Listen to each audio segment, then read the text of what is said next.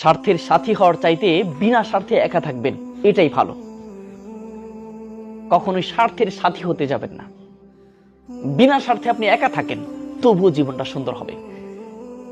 যারা স্বার্থের কারণে আপনি সাথে রাখবেন, স্বার্থের কারণে আপনি যারা কাছে টানবেন, এই মানুষগুলো আপনাকে কি করবে?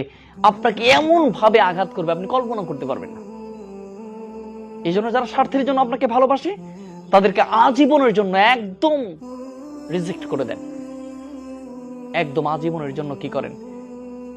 স্বার্থে যারা ভালোবাসে, স্বার্থে যারা কাছে আসে, স্বার্থে যারা সব সময় উপকারে আসে, এই মানুষগুলোকে আপনি একদম অ্যাভয়েড করে চলেন। যারা বিনা স্বার্থে ভালোবাসে, তাদেরকে আপনি কাছে টানেন। আপনি এই পৃথিবীতে বিনা স্বার্থের কোনো মানুষ পাবেন না যে আপনাকে ভালোবাসে। এই পৃথিবীতে বিনা স্বার্থে কাউকে আপনি পাবেন না যে মানুষগুলো আপনাকে অনেক ভালোবাসে। আপনি বিনা স্বার্থে কখনো কাউকে পাবেন না।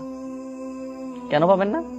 কারণ এই পৃথিবীটাই হচ্ছে স্বার্থ, পৃথিবীটাই হচ্ছে ধোঁকা, এই পৃথিবীটাই হচ্ছে ছলনাময়, এই পৃথিবীটাই হচ্ছে মোহমায়া।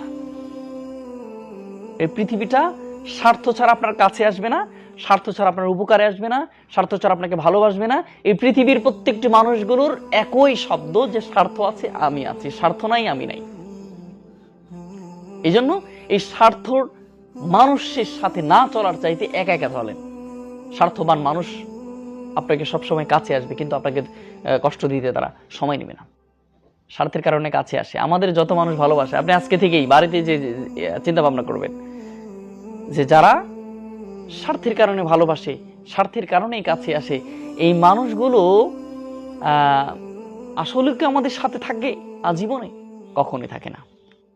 এই মানুষগুলো আসলে ছলনাময়। এই মানুষগুলো বিভিন্ন সময় বিভিন্ন রূপ পাল্টায় ফেলে।